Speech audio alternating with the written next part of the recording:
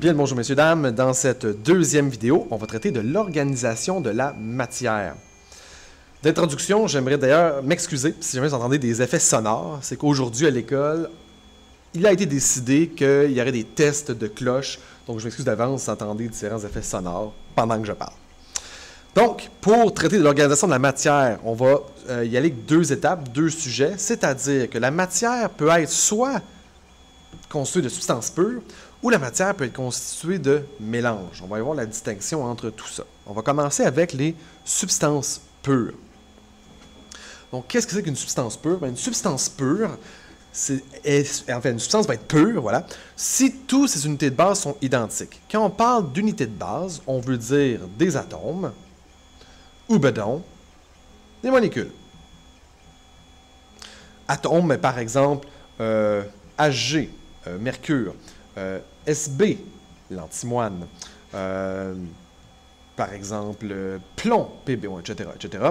Donc, si toutes mes unités de base sont les mêmes, c'est une substance pure. Prenons un des exemples. Par exemple, prenons le mercure Hg. Donc,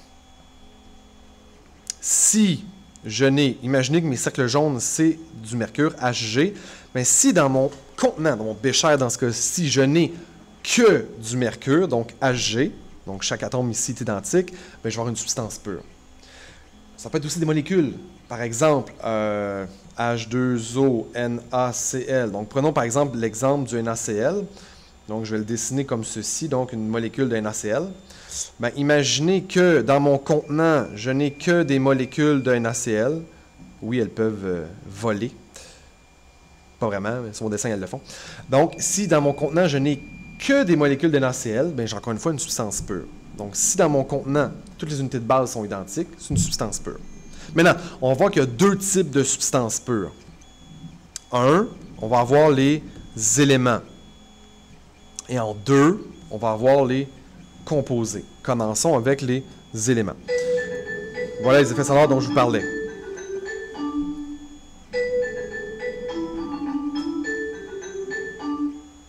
Voilà. Donc, éléments. Qu'est-ce qu'un élément? Bien, si mes constituants ne sont faits que d'atomes identiques, on va parler donc d'éléments. Donc, regardez dans ce cas-ci, AU. Donc, AU, qu'est-ce que c'est? AU, on va entrer dans le plus gros, c'est de l'or. Donc, des atomes d'or. Donc, AU, c'est le symbole pour l'or. Bien, si vous regardez, donc, chaque atome dans mon bécher, c'est tous des atomes d'or, donc j'ai une substance pure. Donc, également, c'est un élément. Regardez ici à droite.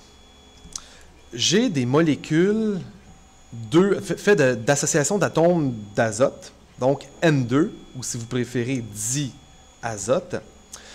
J'ai des molécules, cependant, les constituants des molécules sont tous identiques. Hein, c'est tous des atomes d'azote. Donc, dans ce cas-ci, on va parler d'éléments polyatomiques. Pourquoi polyatomique? Poly, ça veut dire plusieurs, atomique, atome, donc plusieurs atomes, mais du même élément. Un autre exemple, c'est par exemple l'ozone, O3. Donc, dans une molécule, je n'ai qu'un seul type d'élément, donc O3. Donc, c'est quand même un élément polyatomique. Le deuxième cas de substance pure, ce sont les composés. Qu'est-ce qu'un composé? C'est une molécule qui est faite de plusieurs types d'atomes.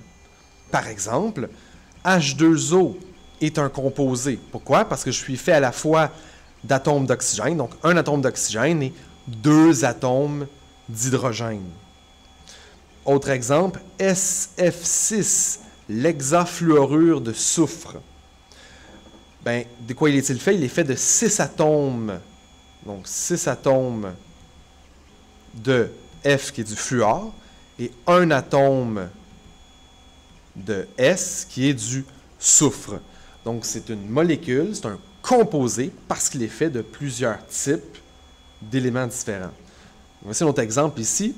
J'ai des... je vais mettre en vert. Donc, excusez-moi, je l'ai mal écrit, voilà, comme ça. Donc, j'ai des molécules de HCl. C'est un composé, pourquoi? Parce que c'est composé d'un atome d'hydrogène et un atome de chlore. mais c'est quand même une substance pure. Pourquoi? Bien parce que, regardez dans mon bécher, je n'ai que des molécules de HCl, donc c'est une substance pure. Si par exemple, il y avait eu un intrus, c'est une de mes molécules de NaCl de tout à l'heure, bien dans ce cas-là, je n'ai plus une substance pure, j'avais plutôt un mélange. Petit rappel, c'est important, sur les symboles. Je vais prendre un classique qui est ceci, donc CO. Ça ici, vous avez, c'est un élément, c'est le cobalt. Donc, ce qui est important de retenir, c'est que lorsque je parle d'un élément, je vais avoir deux possibilités. Soit seulement une lettre majuscule, comme par exemple, je sais, qui serait du carbone, donc juste une lettre majuscule, ou une lettre majuscule suivie d'une lettre minuscule. Dans ce cas-ci, c'est un élément, c'est le cobalt. Attention, si j'avais plutôt ceci, grand C, grand O, donc deux lettres majuscules, ça c'est une molécule, c'est un composé, c'est du monoxyde de carbone. Donc, si vous voyez deux lettres majuscules qui se suivent, bien, tout de suite, vous allez vous dire c'est un composé. Pourquoi? Parce que c'est fait de deux éléments différents. Allons-y maintenant avec la deuxième situation. Donc, j'avais les substances pures, donc faites d'un seul, donc constituant d'un seul type d'unité de base. Les mélanges, ben, c'est simple, c'est une association de deux ou plusieurs substances pures qui ne doivent pas réagir entre elles. Exemple de mélange, par exemple, sous forme solide, ben, je peux vous parler du bronze. Le bronze, qui est un alliage. C'est quoi un alliage? Ben, c'est un assemblage de différents de métaux et de d'autres substances. Ça peut être métaux avec métaux, métaux avec non-métaux, mais il reste que c'est un alliage. Le bronze, pourquoi c'est un mélange? Parce que c'est fait de cuivre et d'étain. Donc, un autre métal. Donc, si par exemple je le dessinais, bon, je vais essayer de le dessiner le mieux que je peux. Voici un bécher qui va être vert. Bien, j'aurais, par exemple, du cuivre, tiens, qui est orange. Donc, dans mon bécher, j'aurais des atomes de cuivre qui seraient entremêlés, tiens, d'étain. Je fais le modèle particulier. Donc, d'atomes d'étain, comme ceci, donc, il parcourrait. Ce n'est pas une substance pure, parce que j'ai deux types d'atomes. C'est donc un mélange. Mon mélange pourrait être également un liquide. Exemple, des larmes. Oups, là, oh, je vais mettre deux R. Larmes. Je ne sais pas si vous avez déjà pleuré dans votre vie, et vous avez déjà goûté à vos larmes. Vous n'êtes pas sans savoir que les larmes, c'est un mélange. Qui est fait de quoi? Bien, qui est fait, entre autres, d'eau. Qui est fait, entre autres, de différents sels à base de sodium et à base de potassium. On trouve aussi de l'urée, qui est un déchet. On retrouve du glucose, on retrouve des lipides, on retrouve plein de protéines comme la lactoferrine, la mucine, la prolactine, les lysozymes. Bref, il y a vraiment plein de constituants dans les larmes. Gazeux, ben, le classique, c'est l'air. L'air autour de vous est entre autres fait majoritairement de diazote, mais aussi de dioxygène, de CO2, de vapeur d'eau, et j'en passe. C'est donc un mélange. Maintenant, il y a différents types de mélanges qui existent. Les mélanges homogènes et les mélanges hétérogènes. Donc, mélange homogène et mélange hétérogène. Mélange homogène, c'est simple. Mélange homogène, c'est un mélange dans lequel on ne peut pas différencier les constituants. Et, ça c'est important, je vais vous montrer une petite démonstration d'ailleurs dans une autre vidéo. Lorsque la lumière traverse un mélange homogène, elle n'est pas déviée. Pourquoi? Parce que dans un mélange homogène, comme par exemple une solution, bien, les particules sont tellement petites que si on envoie un rayon lumineux à travers, elles sont tellement petites qu'elles ne dévieront pas. Dévieront pas, voilà. Donc, le rayon lumineux, ça fait quoi? Ça veut dire qu'on ne verra pas le rayon lumineux. Exemple de mélange homogène. Ben, par exemple, j'ai déjà parlé des larmes. Je pourrais parler de l'eau salée. L'air est un mélange homogène. Je pourrais différencier les constituants. Le laiton. C'est quoi, c'est du laiton? C'est le métal qui, entre autres, dont on va faire ce qu'on appelle des cuivres. C'est comme une trompette, par exemple. Ça, c'est comme doré. C'est en laiton.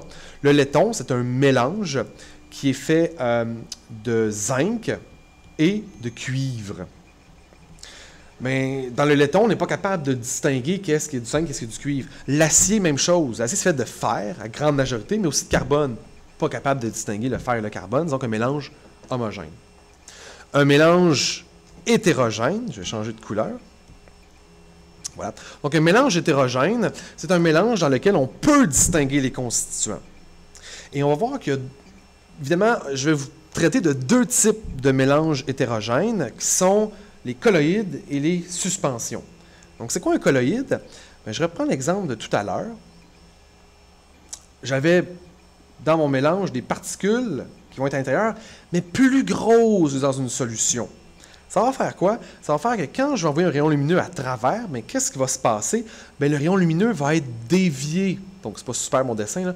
Mais va frapper les particules et être dévié dans plusieurs directions. On va pouvoir voir le rayon lumineux dans ce cas-là. Ce qu'on appelle l'effet Tyndall. C'est pas long, je vais vous en parler. Autre type de mélange hétérogène, une suspension, dans lequel les particules sont encore plus grosses que dans un colloïde, tellement qu'éventuellement, soit qu'elles vont se déposer au fond, après avoir été au repos, ou vont se retrouver à la surface, tout dépendant de leur densité, de leur masse volumique. Donc, un mélange hétérogène, on peut distinguer les constituants. Par exemple, le classique, c'est de l'eau boueuse. Et l'eau boueuse, c'est une suspension. Pourquoi? Parce que si je laisse l'eau boueuse au repos, bien, les particules de terre vont finir par se déposer. Alors qu'un colloïde, un exemple, serait par exemple le lait. Le lait d'épicerie, comme du lait 2% par exemple, qu'on appelle du lait homogénéisé. Donc, même si on dit du lait homogénéisé, ce n'est pas un mélange homogène. Donc, dans le lait c'est surtout de l'eau, mais aussi des particules de gras qu'on va retrouver à l'intérieur. Et lorsque je vais envoyer un rayon lumineux à l'intérieur, on va voir tout le lait qui va être éclairé parce qu'il va dévier la lumière. Donc, le lait est un exemple de colloïde. Le dentifrice, c'est un exemple de colloïde. Excusez-moi pour écrire ça. Dentifrice. Le beurre d'arachide. Beurre d'arachide.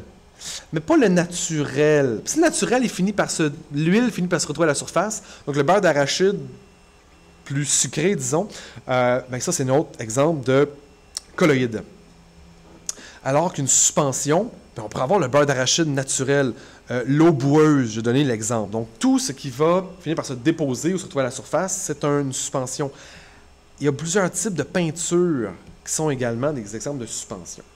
Donc, on récapitule, le mélange homogène, c'est un mélange dans lequel on ne peut pas différencier les constituants.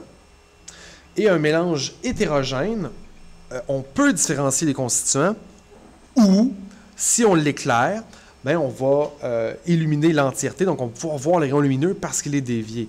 Je donne un exemple juste ici. Regardez le ciel. Ça, c'est un exemple de l'effet Tyndall.